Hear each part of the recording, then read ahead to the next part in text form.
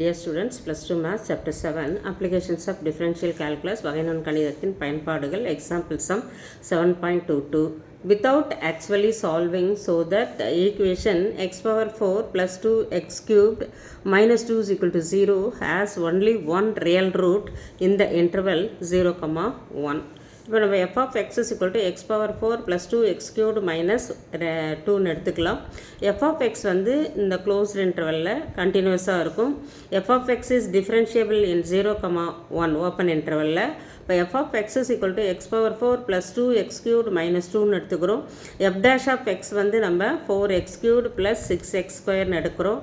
f dash of c வந்து 4c cubed plus 6c square equal to 0. 2c square வெளியே எடுத்துட்டோம்னா 2c plus 3 is equal to 0 வந்துரும். c is equal to 0, c is equal to minus 3 by 2.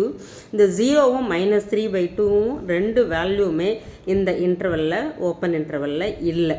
அதனால் நம்ம என்ன பண்ணுறோம்னா f of 0 எடுக்கிறோம், minus 2 கிடைக்குது. f of 1 அப்படின்னு எடுக்கிறோம், 1 plus 2 minus 2 இங்கே வந்து 1 கிடைக்குது. இப்போ இந்த தேர்ட் கண்டிஷன் வந்து நமக்கு என்ன வரலாம், சாட்டிஸ்ஃபை ஆகலை.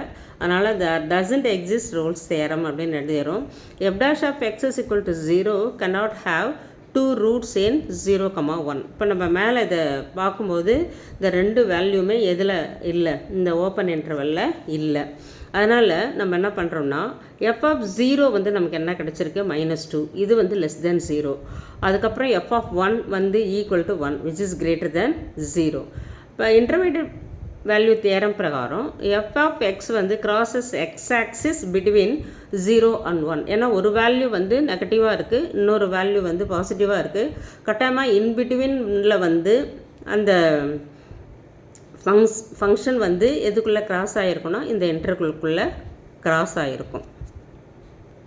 Therefore, by the intermediate value theorem, f of has only one real root in 0, 1 அப்படின்றத நம்ம சொல்லிடலாம். Thank you.